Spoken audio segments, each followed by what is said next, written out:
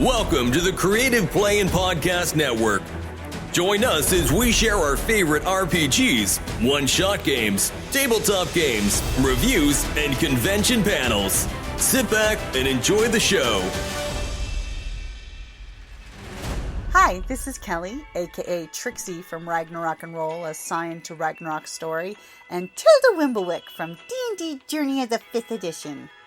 First off, I would just like to say thank you to everyone for listening to our varied adventures, as well as for rating us on iTunes and RPGpodcast.com.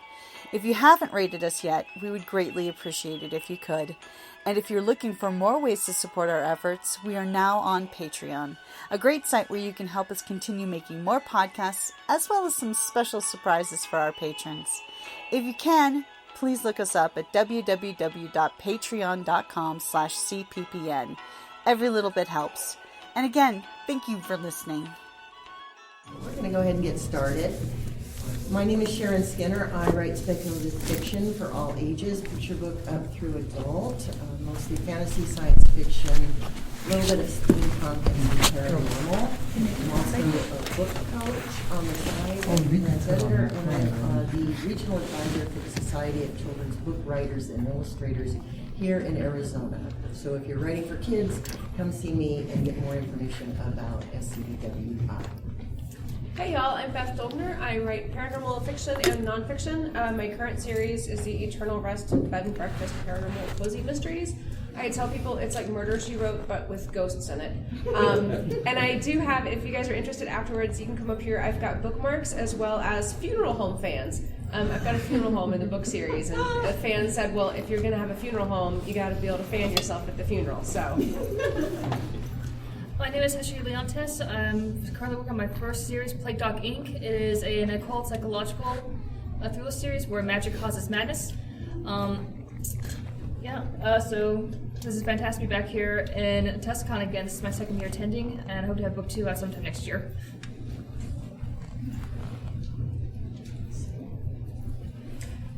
Do you want to start? Okay, I'll say, I guess the first question for all of us to talk about is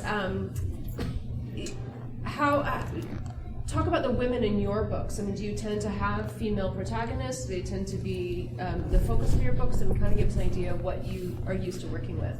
So for my young adult, middle grade, and more adult work, I always have strong female heroes. In my middle grade,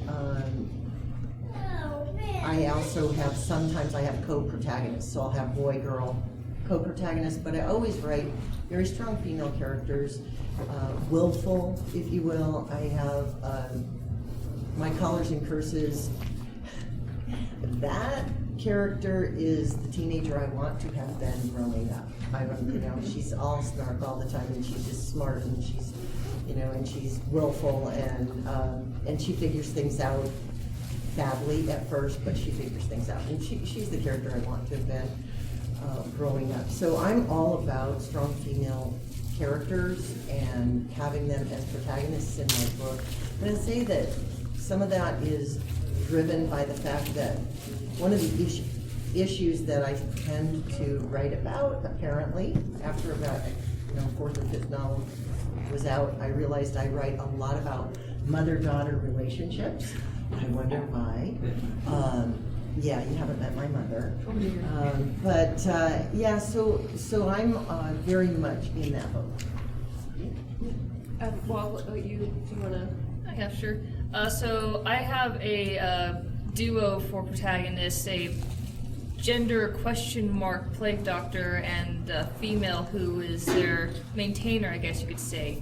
And she's definitely in the time frame, females to be prim and proper if you are of a certain status, which she likes to pretend that she is that status. She wants to achieve that status. So when she's around other people of, oh, you are someone important, here's my dignified face, and then turn around, Plague Doctor, what did you do? That was very stupid of you, and, she's definitely got two sides upon her face, and she's definitely, immature at times, but at the same time she's got that strong will to have to deal with things because she's in a dynamic duo situation where people don't like her partner because they are viewed as an outcast sort of situation. So she's got to try to balance these multiple different sort of roles and positions while still trying to maintain that sense of femininity that she wants to obtain. Gee, that's so realistic, actually. And yeah, I would say I also focus on female protagonists, though I do like kind of having that ensemble cast, where there are a number of people whose stories we're following. And I realized that as I get older, my protagonists are getting older along with me. If any of you are fans of the paranormal women's fiction genre, I love that genre because it focuses on like middle-aged women who are, getting introduced to kind of really starting to live their lives. And so every heroine I have is a little bit older. My first one was in her 20s. My character in this book, she's in her mid-30s, and my new series coming out next year is in her early 40s. So I guess when I'm 85, I will be writing stories about 85-year-old women. So we're just gonna keep aging together, me and my heroines. Yeah, it's gonna write something to aspire to. I think one of the most tragic things I had to deal with growing up was going like, there's no cool stories about 14-year-old. Sorry. Past the age of 14 to 18, nothing cool happens to females, and that's when their lives is over for any sort of kind of adventure and sort of majesty, and I want that, and I'm a sad little child right now because once I grow up, it's over. Any chance of like some sort of magical portal door to Wonderland is just completely gone. I will say that when it comes to writing realistic women, I do think that the older we get, the more badass we become, just because you stop caring so much what other people think and I think we own figure out who you ourselves. are. Yeah, I think we tend to own ourselves more as we age, and embrace it, right? But I do. A lot of my characters are dealing with trying to figure out who they are. So especially in the young adult novels, the middle grade novels, it's trying to figure out where you fit. In YA, it's trying to figure out who you really are and want to be in the world. And I think that it's that exploration that appeals to me. And I struggled with that because, awkward child, big surprise. But I struggled with that a lot when I was younger, and so I'm going back and exploring a lot of that kind of turmoil. In Colors and Curses, the protagonist is literally genetically a shapeshifter, so she not only figuratively doesn't fit in her own skin as a teenager, she literally doesn't fit in her own skin at the beginning of the book. So. Well, this panel is called How to Write, Realistic Women. I think one of the best ways you can start with is covering some of the major do-nots we see that's sort of become trope, something we can touch on maybe. Yeah, for sure. Yeah. I know you had one ready to go. Oh yeah, I hate having a protagonist, a woman, well, any character really. This isn't just about gender, but I think it happens more often with female characters. I hate it when they're too perfect. I don't want that Mary Sue character who can do no wrong and is always perfect and never makes any mistakes and doesn't have any personality flaws, because we're just not like that. None of us are like that. And I think that a character who is too perfect is not only unrealistic, but they're boring too, because they become very predictable. You always kind of know what they're going to do. You know how they're going to react in any given situation. And I think it's much more fun to have a character who can be maybe a little bit of a hothead sometimes, or maybe they blurt things out. It's always the wrong thing at the wrong time, or maybe they will sometimes just get a wild hair and do something you're not expecting. And that's, as an author, that's really fun to go, oh, is that what you're going to do? Okay, let's see where this goes. So I think not only is it more realistic, but it's also just a lot more fun creatively. I also think it's been hard to relate to them too, especially if you have to go through any sort of like traumatic, sort of really big sort of moral dilemma, or just any sort of like past things that came over them. If they're perfect, it's because, I've gotten over my trauma. It's sort of difficult to relate to somebody to where you can actually see a person's struggle and you can sort of use that to sort of guide you along the way. If someone's perfect, even after they've gone through something horrific, it makes it seem as though what they happened never really was significant. Mm-hmm. Well, it doesn't leave any room for character arc. And everything I write is very character driven. And I like a really solid character arc in my books. I know if you're writing series that the book will have an arc and the character arc is much, much longer for series than it is for a standalone, say, or a duology or something. But I think that you've got to leave room for that growth, for that character arc. And if they're too perfect starting out, then what's the point? I always equate it to for readers, picking up a book is like going on a road trip with someone, and who do you want to get in the car with? Do you want to get in the car with somebody who's really boring? Or somebody who's always right. Or somebody who's always right. That you can't, again, back to what you said, relate to, right? You want characters who are accessible and relatable. And who among us is perfect? Raise your hand, because, oh, all right, we got, okay. There's a bold statement there. But we're multifaceted people, and women are people first before we're women. We're all people, right? And I think we've had a lot of conversations over the years that I've taken part in about writing realistic women and writing realistic characters and all of that. And I think we're coming to a place where I think most of us, hopefully, have come to understand that we're not stereotypical, we're not all the same, we have differences, we're flawed, we want to see characters we can relate to, and that's the kind of characters I'm most interested in writing. I think the biggest thing that I really hate is having it so that the person's gender is their trope. It could be male, female, or anything else, but if the one main factor that defines character is, I've got boobs. Last I checked, we don't really get to choose our gender at birth. I mean, society will, of course, will say this is how someone of such and so gender should behave, but we don't have to abide by that. And as writers, you get to come up with whatever sort of gender, sort of social norms you got going on. And so your person should be able to be any gender, really, and still have them be a good character. If you take away the fact that, again, I have boobs, and then they just have nothing left to them, then you haven't really developed an actual, real good, strong character.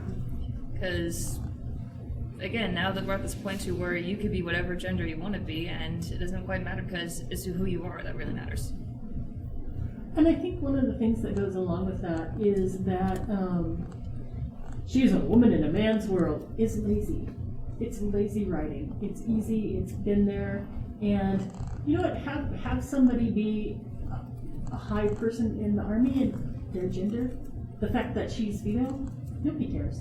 Nobody notices. Except that you call ma'am instead of sir. Definitely, it's situations like that where you have to work with a group because you got a common goal upon mind. I mean, the only time when you care about what a person's physical capabilities are is, can you lift this 500-pound thing with me and two other people? You can't? Okay, then I need you to go off to the side. It's not a matter upon what gender they are. It's just a matter of physical capability at that point. Yeah, and I think like to your point and also to yours, if you were to write a list of the defining characteristics of your character, the gender shouldn't be on the list. It's about their personality. It's about what they're facing. It's about how they're dealing with the things that they're facing. I think are far more important. But that goes for any character that you have. I think that personality needs to shine through. And I think one thing that we do unfortunately see oftentimes in fiction is where if there are multiple female characters, sometimes authors will kind of make them all very similar, and there's not as much of a personality difference. And I think you have to have that distinction that they're all different. I think a fantastic example of someone who actually did that really well was actually Jane Austen. I mean, if you take a look at, I know four books, I haven't read all of them, but let's see, Pride and Prejudice, Mansfield Park, Emma, and Northanger Abbey. Three out of those four females were actually very smart, very clever, but they were all different in how they did that. Only one of them was a little bit ditzy, but that's just because of how she grew up, and it wasn't anything based on her. And she was able to at least learn that she was, I made silly assumptions about things, let's try to grow from this. Well, I think it matters the genre that you're writing into. If you're writing historical fiction, it matters. It matters whether the female characters are adhering to the constraints of the period and or fighting against them, and how that conflict, if they are, and whether there's internal conflict, even for the ones like your character, you said, tries to be two different people in different settings, and I think we all do that to some extent. I mean, especially when I was a teen, well, when I was in the Navy, when I was among sailors, I spoke like a sailor. When I was, riding motorcycles, I spoke like a motorcyclist or a biker. And when I'm doing professional work, I speak as a professional. I am multiple. We are multitudes. All of us are multitudes within ourselves, and our characters should be as well. But I do think that genre matters. Women's fiction being, by the way, does everybody know that women's fiction is going away as a category? Did you hear this? No. I'm actually rather glad to hear that. It sort of makes it a bit more gender equality. Yes, I don't know what they're going to call it yet. They're toying with a couple of things, but more social, it'll be more social focused, but they're going to stop calling it women's fiction. At least that's the discussion online now. Yes? Can you define who they are? Well, the discussion online of agents, editors, and booksellers right now is talking about getting rid of because of the problematic component of the label, whereas men do write in that genre, but there's this assumption that it's only written by women and it's only for women, and that's not the case. It's more about the characters and the situation and the social settings. So they are having this big conversation about that. Just the same as when we slice and dice genre, we're slicing and dicing it so people understand what they're getting, so it's like, are you going to get a nougat, or are you going to get a cream-based, or are you going to get raspberry when you pick out your chocolates? We're just trying to help people understand what they're going to get in the book, right? So there's now a move to, there's an interesting discussion about curio fantasy becoming a thing. Curio speculative fiction, not curious. Well, as a subcategory of fantasy, curio fiction. So labels become all these different things, but the one that stands out to me right now in all of that discussion online and what everybody's talking about is the women's fiction category, because Can you source it for us? I can't source it from off the top of my head, but if you reach out to me, I can get it for you. I'd love to read Yeah. discussion thread. Yeah, just I'll come up after and I'll give you my card and you can reach out to me. Thank you. But I think I got us off track. I'm so sorry. The point, yeah, go ahead. So you mentioned curio fiction. What is that? Curio fiction. The idea behind it is that curio fiction curio fantasy doesn't fit in your standard fantasy categories anymore, or genre slice and dices, if you will, because I don't like to say category because that to me denotes age range. But everything is pretty much basically real world, but there's one weird, odd thing that's happened. Like there's a cabinet, or the Midnight Library is a really good example of what people are calling curio fantasy now. It used to be magical realism, But but that's now shifted to be, to contain some sociopolitical ideas that aren't quite fitting this So you're right. Slice and dice. It's just about again being able to give people an idea of where to pick off the shelf to get. It also becomes not essential, but important to online sellers, because that's how the search engines work. Yeah, absolutely. So I'm curious, I want to know from you two, but also some of y'all, who are some of the fictional women characters who you feel like are a great example of being very realistic? And like you mentioned Jane Austen's characters, like are there any specifics that come to mind that you're like, yeah, like this is an author doing it right? Well, it's satire, and it's not as realistic as you might want for what you're talking about. But I think Libba Bray's Beauty Queens does an exceptional job of giving us a variety of very real personalities as women. And I think she did a much better job with that than she did with A Great and Terrible Beauty, but then that was historical fiction, and she was trying to keep her character in the constraints of that historical social setting and have her fight against it. And I just felt like she prolonged the naivete a bit too long for me. just as a reader. But I think she does a great job of realistic females, and Holly Black. I think Holly Black does an amazing job with her female characters as well. Those would be the top two off of my head. I recently found the Honor Harrington book series, and I just finished For the Queen's Honor. And in that one, Honor Harrington, who is female within the within the Navy, goes to what can be equated to like a sort of Mormon-ish ideology, system in a solar system area. And she's actually sort of having to be confronted for the first time that people are treating me differently because I'm a female, where previously it didn't matter what gender you were, so long as you had the rank, skills, and capability, and also in her case, family prestige, ties, and connections, but that was less so based upon capability.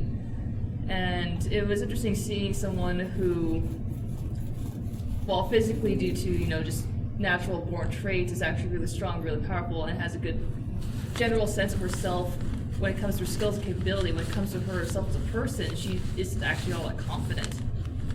And then this coming to this new place where people, judge her based upon because of what her gender is, and it just sort of is interesting to see that's how it actually absolutely shatters her confidence even as someone within the Navy.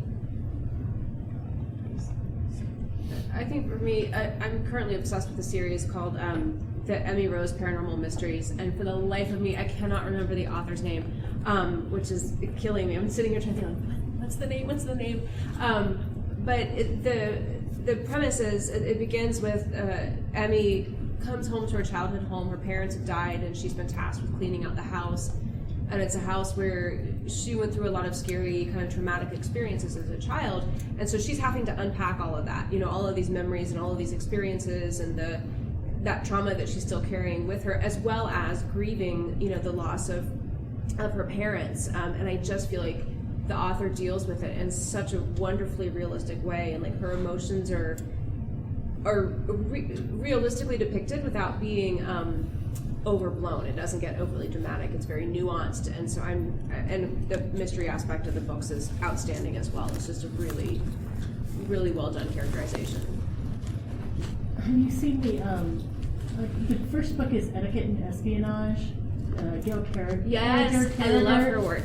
And they're finishing school where women are learning to be spies and assassins, but it's through the traditional women's things. So at one point, I think in the third book, our heroine learns how to fight with a fan that's got razor blades in it in full ball gown, including corset.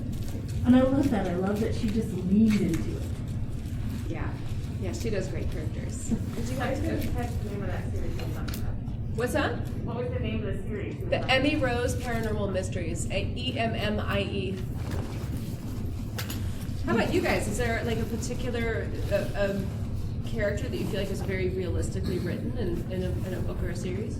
I do want to say a man who has written a very, very real, very good character would be Matt Haig for The Midnight Library. Nora Seed in that book is exceptionally well drawn. But she's also dealing with depression and a multitude of other things, and he gets it really right.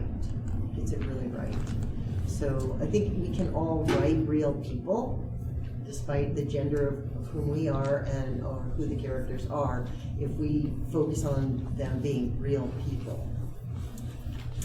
How do you handle, as an author, putting your characters in situations where maybe you've never been in that situation yourself and trying to make it seem realistic? Well, they say write what you know, but one of my favorite sayings is write what you feel. And I believe that what makes characters really accessible is the emotion on the page and the ability to empathize, and be characters who are relatable. And so for me, I've never ridden a dragon. I don't know what that's like. In fact, it's not something I know, but I know what it would feel like for me. I know, I can just know what that would be. It would be terrifying and incredibly thrilling and all of those things all at the same time. So for me, it's all about write what you feel. And, if you feel it, and the characters are expressing it, and you're not telling people, you're showing, right? Those components of the story. Those are not summary, those are in scene. And then the reader will get it, and the reader will, tears in the writer, tears in the reader. I think sometimes we also have to look towards the life as well. There are things you don't quite know. I mean, people are fantastic sources of study. Just be able to see the different kinds of personalities that are around you. Like, sometimes you meet people who you just never really thought would have ever existed because they're just so awesome, or just because, like, really? Huh.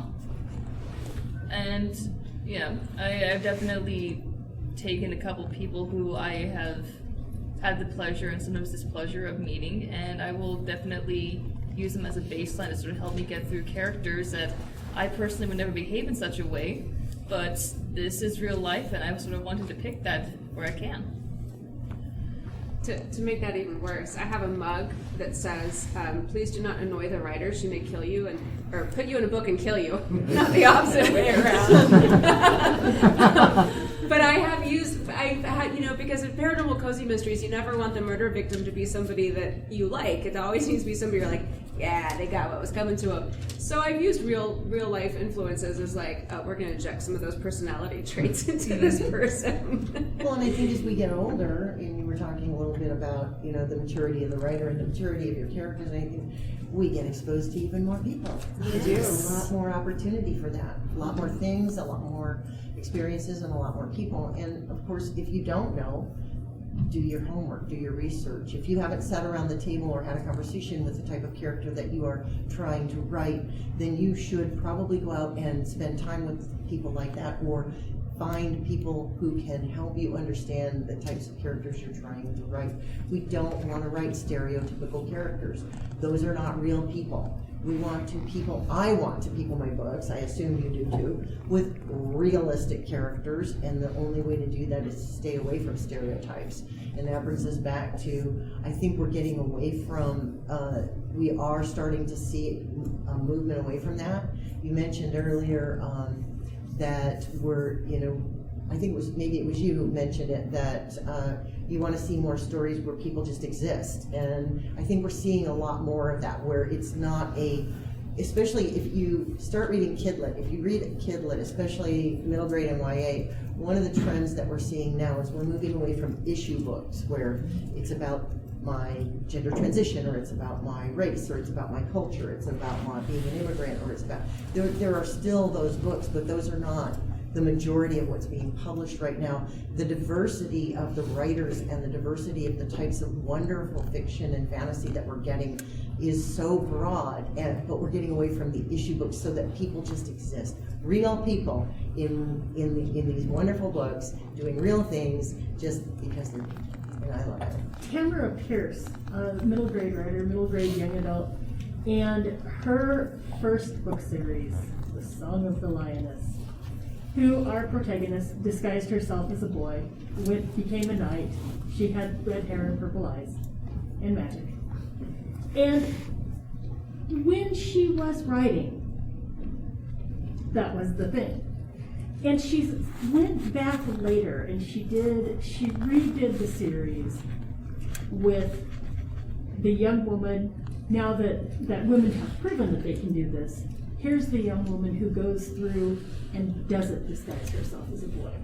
And that is really fun to kind of see how she's grown as a writer and how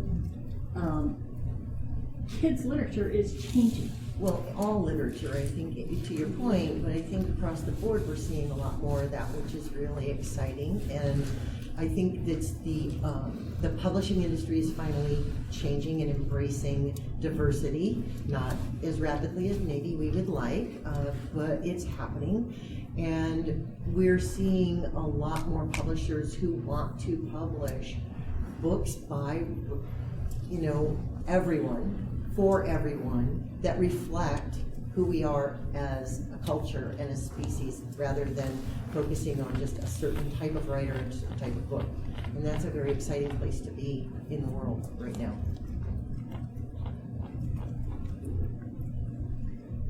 Well, now we've talked about some of the do-nots. Do we want to cover some of the things we can do to help make characters a bit more real? I mean, some of the things we did talk about before was like their culture and whatnots, and I think culture is something that we should always try to remember about what's going on with our character, because that can help us identify what is the stereotypical norms for everybody within that world, and where the deviance is, and where you can make those deviances to make your character a bit more interesting, that makes them stand out from the crowd, which makes them the hero of the story versus the person next door to them.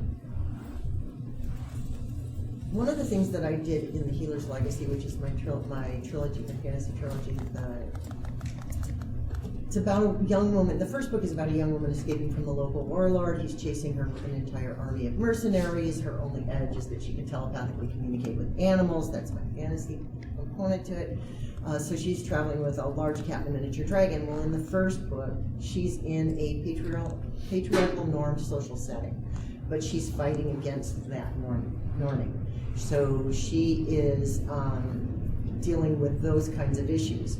In the second book, send her to another place where the culture is different, and it's a very maternally driven, it's women-centric, it's the governance is all maternal and all of that. And what I was exploring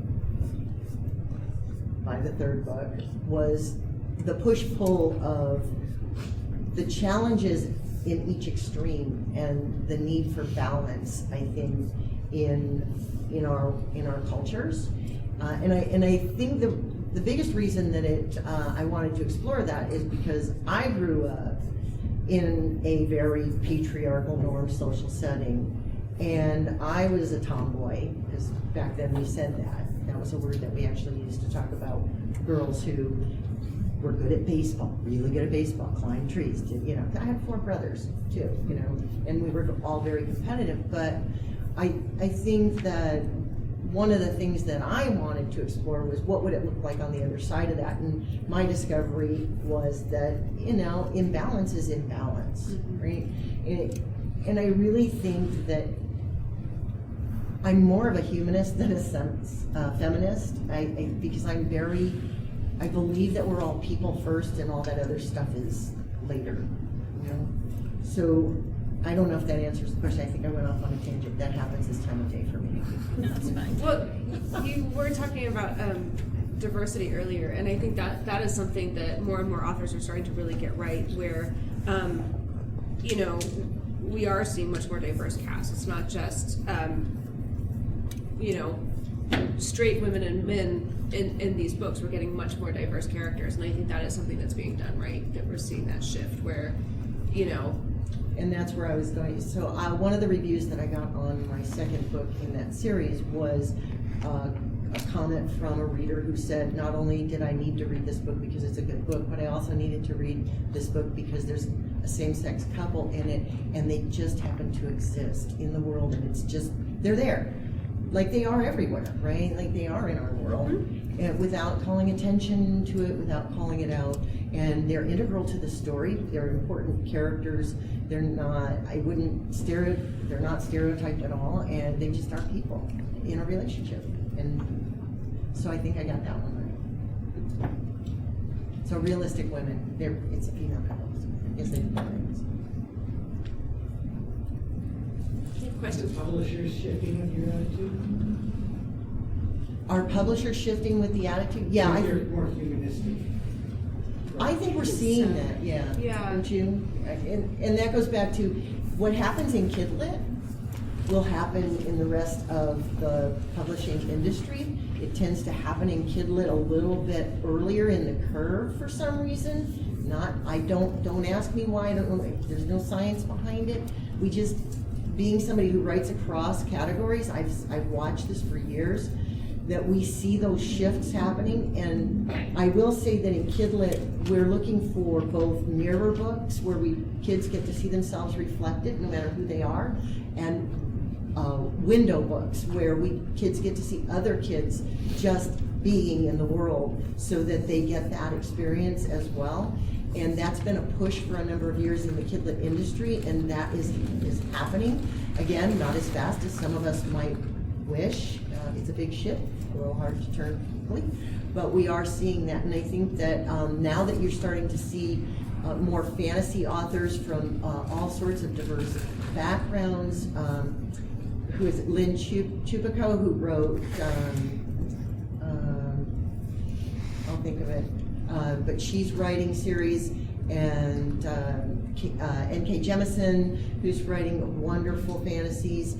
You're starting to see a lot more diversity out in the adult realm as well. So publishers are working on it. It's just they're slow to change. Yeah, any kind of change. I think the publishing industry tends to be very slow and very cautious. Along those lines, are you seeing indie publishing kind of leading traditional and pulling trad along?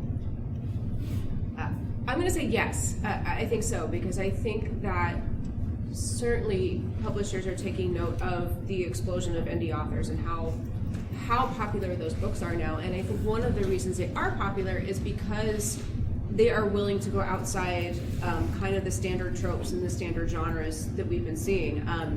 I mean, I started out writing paranormal romance, and I don't think my series even qualifies anymore as paranormal romance because that genre has changed so much. I mean, the current trend is what they call reverse harem, where the lady has the stable of men. So there are a lot of indie authors who are pushing the envelope because they can, because there's nobody saying, oh no, nobody's going to read that. And it turns out there are plenty of readers out there for these things that are really pushing the boundaries of what can be popular and what can be sellable. So yeah, I think certainly publishers are taking note of that. The main difference is that if an indie publisher fails, it's just one book. It's not the big expense that it would be to a big publishing sort of company if they were to put their entire gamble on a sort of situation and to have a flop, and then that can mean the entire company goes down.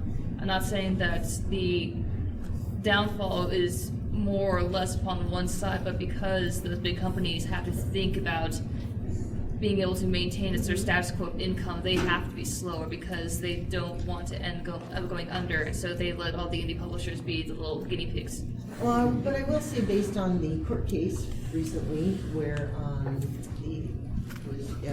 was it Penguin Random House and is it Simon and Schuster? They were trying to, and the outcome of that, and we heard a lot in court about some of their arguments about that and why they're not paying authors what they deserve. And really, it was all a lot of smoke and mirrors on their side as far as I'm concerned, because what it really comes down to is they have shareholders, and the bottom line is always money, especially with the bigger presses. And right now, they're still the big fives, so we're still at 5. We used to have 6.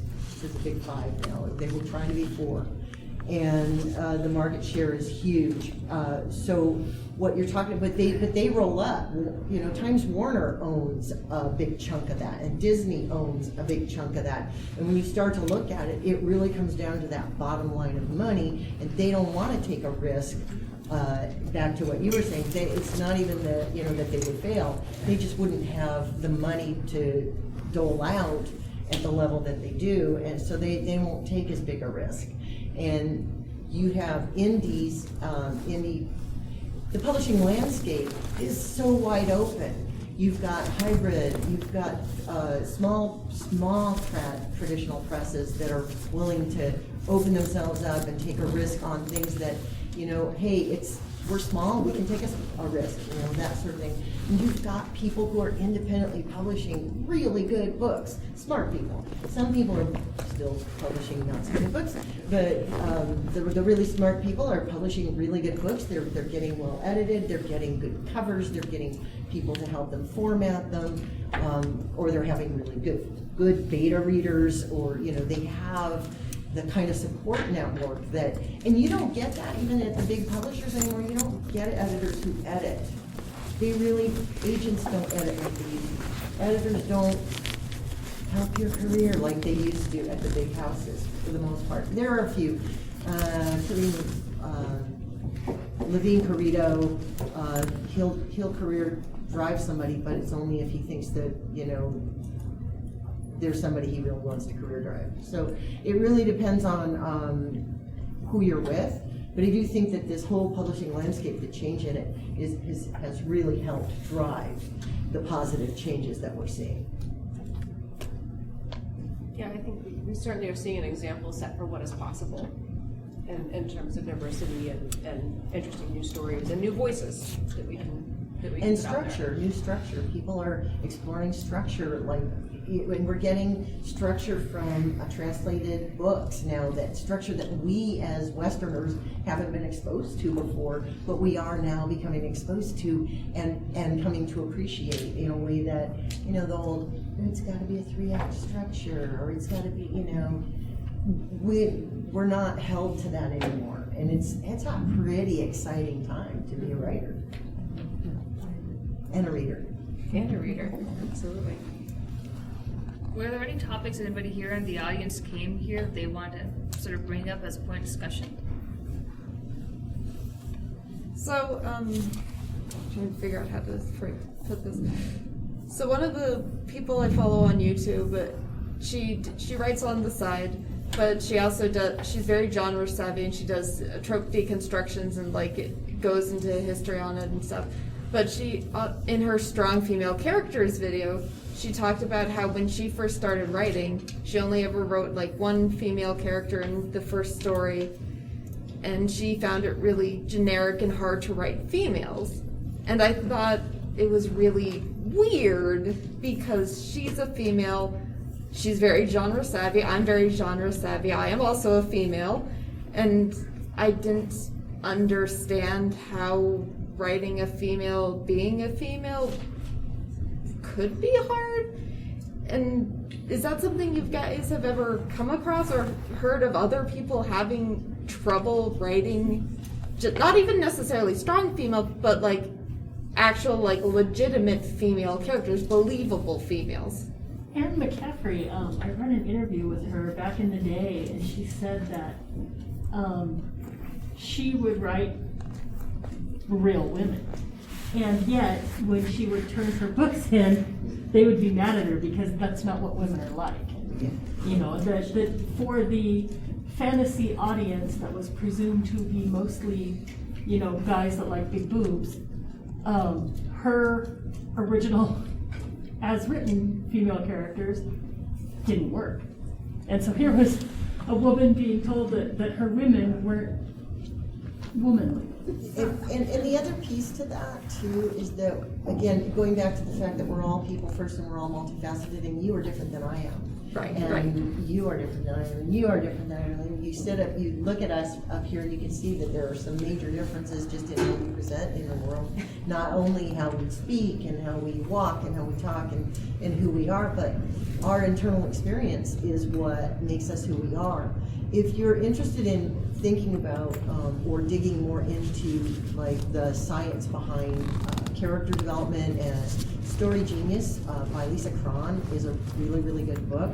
It talks about figuring out your character's misperceptions.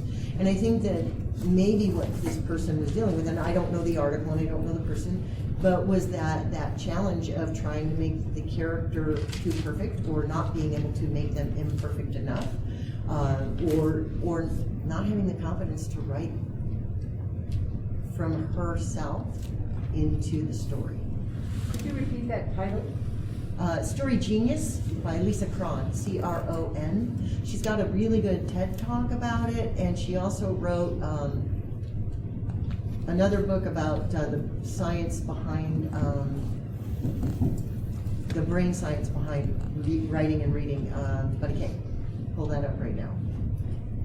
This is just me spitballing, but something that could potentially be intimidating for someone who is writing a female and who is female is the fact that they could feel as though I am representing of what females are actually like, and what they set down could actually set the general opinion for other people as into what all females are supposed to be like, and that's pretty intimidating if you think about it. If what I say becomes someone's law and truth on how something is supposed to be, and if I give them even one sort of character trait that seems wrong, that might color their entire opinion about the entire group of people. Yeah, I would kind of echo that that I think sometimes people struggle with.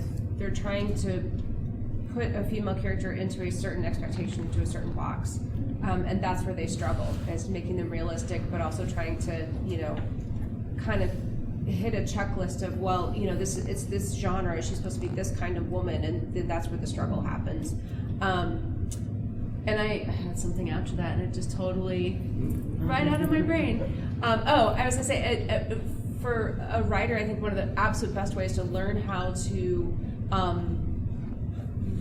get those realistic characters very easily is writing short stories, because you don't have a lot of time to develop them. You have to kind of make them jump off the page immediately, and it's a great exercise to learn how to do character development.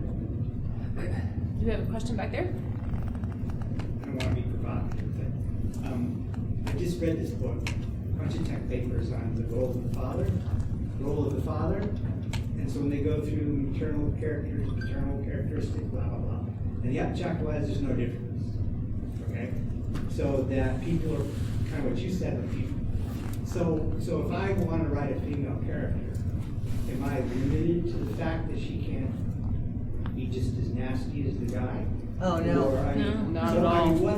There's a character in my first book in the Healer's Legacy trilogy that people love to come up to me and say, I hated that woman, and I'm like, good, because I did too. And she's a conglomerate of a lot of those personalities that I've not liked in certain individuals, like you said. And I'm not going to tell you if I kill her or not. You put people in your book and kill them. So why do we have to say how to write realistic women? Well, and that's a really good question. And I saw the title of this and I thought to myself, we need to write realistic characters. Mm-hmm. And I think that, again, we're moving out of the era where we had to get up here and explain to people. There was a time that where I felt that as a woman and as a writer, I needed to get up and explain to people, see, that's not who I am. That's, I was on the first ship that took women to sea in the United States Navy. I used to ride a Harley, my own. I used to work on my own. But I am still also very capable of being frilly and wearing my jewelry, and because I'm a person, I'm very multifaceted. So when you say there's no difference, I wouldn't say that there's no difference, but what I will say is that you can have a male character who's very nurturing and a female character who's very powerful and strong and doesn't know how to open up. They're people. Two unrelated things. One, I think one thing to keep in mind in general is that although there are, on average, differences between men and women, the differences among tend to be greater than the differences between.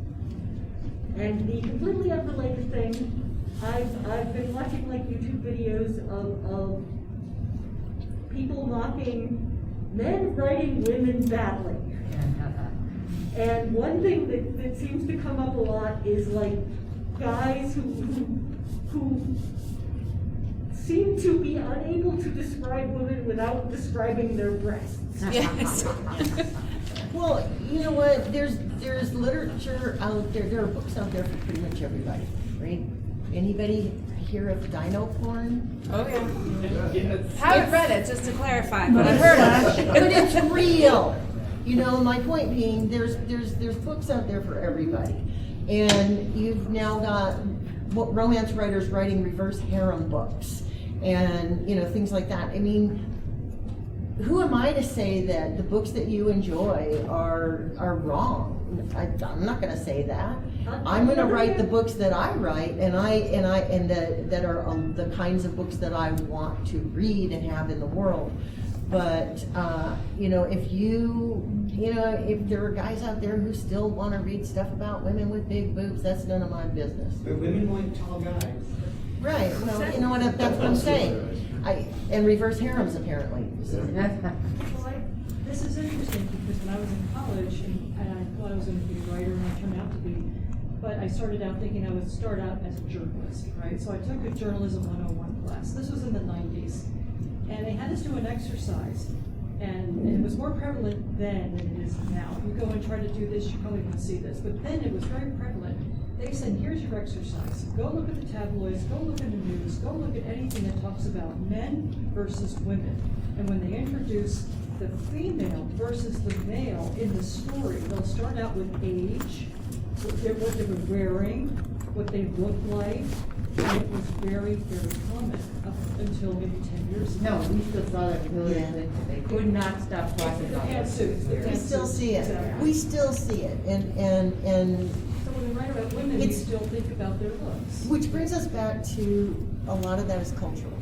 And a lot of it. So a lot of the storytelling that we are exposed to is based on the culture that we are in, and getting exposure to other cultures and seeing other diverse writers writing is really critically important, so that we can hopefully push back against what continues to be, in my book, a culture in which, we haven't seen enough change yet for the way that women are perceived in the world, especially when it comes to politics, power, and a number of other things. And this goes back to what you were saying about being in the Navy. So I have worked for years in two very male-dominated industries. And, I mean, this is dating myself here, but I started in those industries like 25 years ago. And I have seen a great deal of change. And I think that the change that we're seeing in the real world is what we're seeing now reflected in the publishing world. So I think there is a parallel there, and things are getting better. We're making improvements, and like I said, for my industries, I've certainly, when I started out, there was quite a bit more. It was a lot tougher for women in those industries, and now it's much, much easier for them to get a foot in the door because people have kind of opened up. Oh, ladies can do the same things, and they can, be Women a are part of on this too. subs now and carriers in all the places. Yay! I do think we are within 4 more minutes. Oh, are we? Yes. Oh, sure are. Oh, we have a question over here. So earlier you said, what books we have been exposed to that we think got it right. And instantly I couldn't think of anything. But then I have read, I think, everything that Kelly Barnhill has written. And she has a talent for creating women that are very relatable in their feelings and their values in a completely fictional world that could never really exist. But the fact that everybody in her world is, all of the characters, the whole cast are women. Then you have the evil, power-hungry one and the good-hearted one, and the interactions between every generation, from children and grandmother ages and parents. And I think that it's like really talented that she can make a totally fictional world but really realistic women. Yeah. We have time for maybe one more question? Anybody? Nobody? In that case, I would say, why don't we go online and tell people where they can find you this weekend or online after? And So the panel tomorrow at, I think it's 11, well, it's not a panel, it's me. It's me in conversation. So, and we're going to talk about characters, the good, the bad, and the unlikable. You can find me all over the internet. You can find me at SharonSkinner.com, bookcoachingbysharon.com. And I have 2 new books out this year, so buy my books. They're in the bookstore. This is for dark horror for adults. This is fun mashup of Peter Pan, Oliver Twist, and steampunk. I'm Beth Dolgner. People struggle to spell my last name, so the easiest thing you can do is pick up a bookmark. So you can go to bethdolgner.com. And then, like I said, if anybody wants a funeral home fan, just come grab one afterwards. My name is Heshe Leontess. You can find me on plaguedoginc.com as well as Heshe Leontess on Patreon. I will be at When to Let It Go, tomorrow's panel. I think you'll be there too. I will. Yes. I do have cards, maybe we would like one, and I do have some books upstairs in the dealer's room and the mostly book section, so if you'd like a copy, come find me. I'll be happy to sign it for you. Thanks for coming, y'all.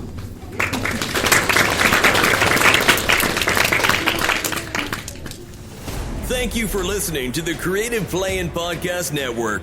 If you enjoyed our show, please check out D&D Journey of the 5th Edition and Ragnarok Enroll a Scion Hero to Ragnarok Story. Also, check out our Patreon page for more content and behind-the-scenes things, as well as joining us for a one-shot game or two.